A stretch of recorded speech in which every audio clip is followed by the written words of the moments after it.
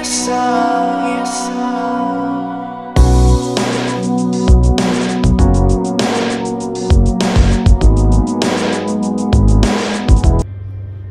and welcome to Edu-Exchange Conversations. I am your host, Angel, an Edu student who tends to learn by acquiring different perspectives from different people. And together, let's dive into interactive and engaging discussions concerning numerous topics about the realm of education. So sit back and relax as you listen, learn, and grow with me.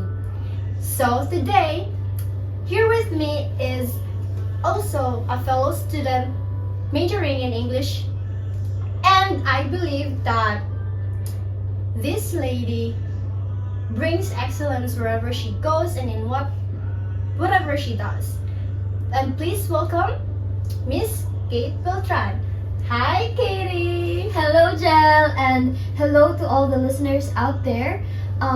It's such an honor to be in your first ever podcast, and I'm so thankful.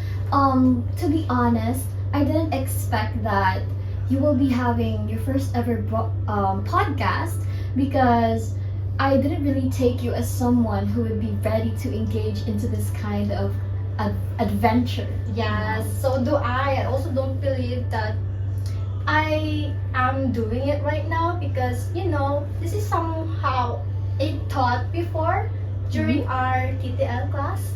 Oh yes, I remember. Yeah, who's your professor back then? Someone. Yes. Someone. Yeah, I think we have the same professor. So how's your experience with him? Oh, actually, it was a good experience. It was a different kind of learning from every other professor that I had back then, and I think it was an experience. Yes. So before we go with our topic today, can you please introduce yourself to our listeners? So, hello everyone. My name is Kate Beltan, and I am a second year BS Ed major in English, and I will be a future educator, hopefully. Yeah, so thank you for that wonderful introduction of yours, Miss Kate. So today we were going to talk about a topic that has been causing a commotion or confusion with our people in the Philippines. This is the Matatag curriculum. Yes. So, can you please share an overview about what Matatag curriculum is all about? Of course. So I have prepared my bullets for this warfare. Yeah. Warfare! So actually, I've had some inputs in here, and Yeah, I will okay. be willing to discuss everything with you. So sit back, relax, and learn from us. So first of all, the Matatag curriculum is it's a comprehensive and well-rounded education. It also gives heavy emphasis on the development of 21st century skills, or also known as the 4Cs, which are the critical thinking, creativity, communication, and collaboration. Yeah, I also hear that they focus more about literacy, numeracy, and emotional skills. That is right, Miss Angel. In the Matatag curriculum, English language teaching goes beyond just grammar and the vocabulary skills.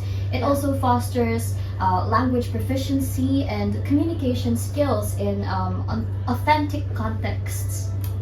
Yeah, so earlier I have posted on my social media, which I asked my friends there to give their questions about what Matatag curriculum is, or what do they want to know about Matatag curriculum. And I have here a question which states that, does this curriculum really help the students read? What do you think, Miss Kate? I can really say, Miss Angel, that it depends. However, if we talk solely about the curriculum, definitely yes, because it does incorporate language and literacy development as an important component, which could help them enhance their reading and comprehension skills. So when I say that it depends, it depends on the learner, but the matatag curriculum is actually designed to um, give more emphasis on the comprehensive skills because that is a problem in our educational sector. Yeah, I also believe with that, Iske, because as you know, you can force a student, but it also depends on the teachers, the teaching skills of the teachers. Yes. Yeah. So next question here that is that we have, what is the difference between the K to 12 and the K to 10 curriculum in English language teaching? What do you think, Miss A? Like, is there anything new? I think there is none. Why? I'm just kidding. So yeah, there is distinction between these two. So in the K to 12 system, English language instruction tends to be more comprehensive and varied, covering a wide range of language skills, including reading, writing, speaking and listening, as well as literature analysis and critical thinking. Teachers often have more flexibility to explore advanced topics and tailor instruction to meet the diverse needs and interests of the students.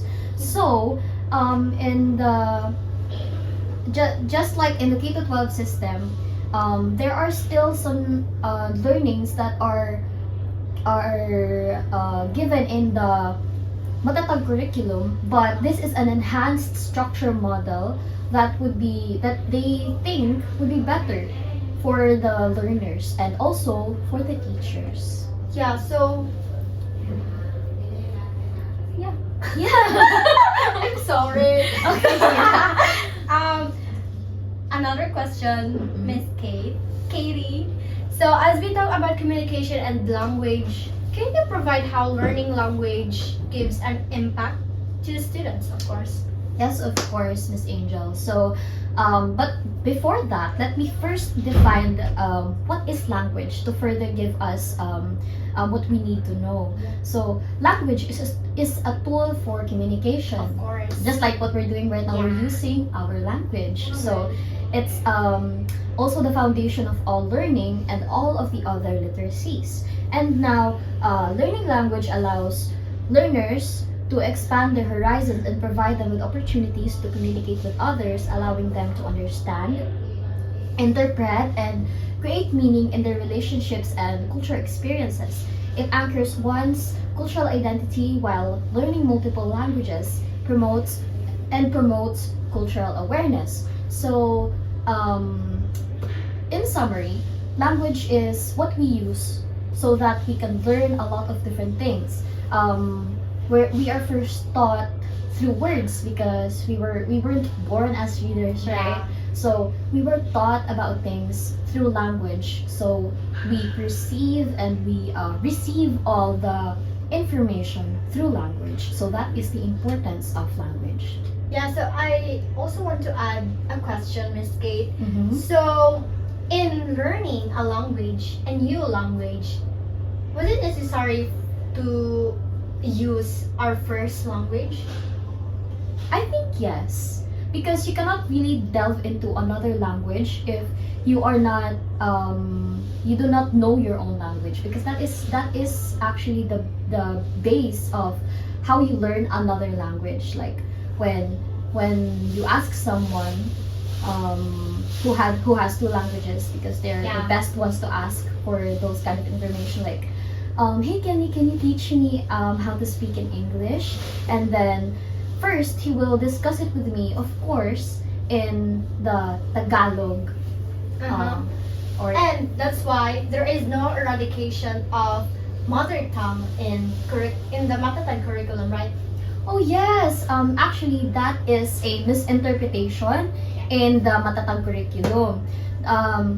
The mother language will not be taken away from the curriculum. Actually, it is still emphasized there in the Matatag curriculum, the very importance of the mother tongue, which they just gave a new design, like a new flavor for the betterment of the learning of the students. So, can you elaborate how can the students learn languages in this new curriculum?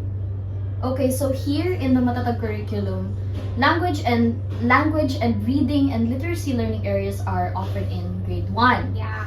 while Filipino and English are offered simultaneously starting grade 2 and by the end of grade 3. The students must be literate and increase their fluency in the use of English and so on and so forth. So the students' knowledge in English language must be increasingly broadened through this new way of learning.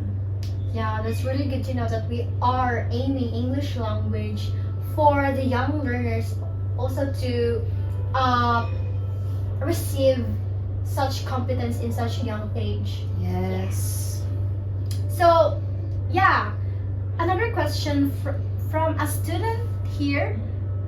It states that what resources and materials are utilized within the Matatag curriculum to support English language teaching and learning? So, what do you think are the necessary tools that need to utilize here in the Matatag curriculum? Oh, actually, like authentic textbooks or workbook materials, audiovisual aids, gamification, any interactive digital platforms can be used to support teaching and learning. These resources caters to diverse learning styles. Additionally, with the teacher development materials, ensure educators to effectively implement the curriculum and support the progress of the student. Yeah, so most of the resources we have is from traditional, yeah, right? But we can also utilize those digital, especially those new technologies that we have today. So, what are the key principles underlying the development of the Matatag curriculum for the English language? What do you think, basically? So it is guided by different key principles, Miss Angel. That this includes the communicative competence, understanding the nature of language, developing basic literary skills, and fluency. Yeah, that makes sense. It's not just about memorizing grammar, rules, but being able to communicate fluently. Yes. They also aim to integrate all language skills, reading, writing, and listening and speaking into the curriculum seamlessly. Yeah, that sounds like a comprehensive approach to learning language. Agreed. They're really committed to provide the best possible learning experience for the students. Yeah, so now, do you find familiar the the fast talk of Boyabunda? Yes, of course. Can we do that here? Oh, sure. Why Guys, not? I have prepared here some questions. Okay, are you ready, Katie? Ready. So this is all about, of course, the Matatag curriculum. So here, your first question is, conventional or non-conventional? Non-conventional.